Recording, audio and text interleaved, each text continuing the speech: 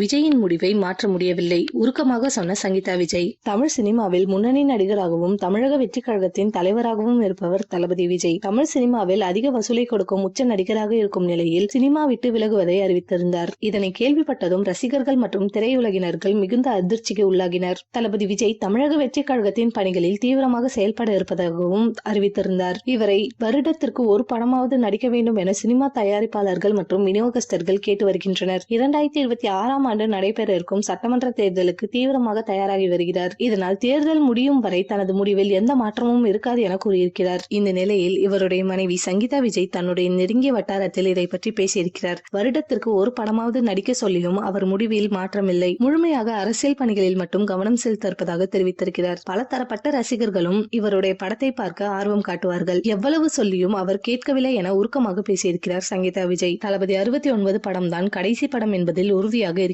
இந்த திரைப்படம் இந்த வருட தீபாவளி தினத்தில் வெளியாக இருக்கிறது. சினிமாவில் கடினமான உழைப்பால் தனக்கான இடத்தை பிடித்து சாதித்து காட்டியவர் தளபதி விஜய். அதே போல அரசியலிலும் மிகப்பெரிய அளவில் சாதிப்பார் என எதிர்பார்க்கலாம்.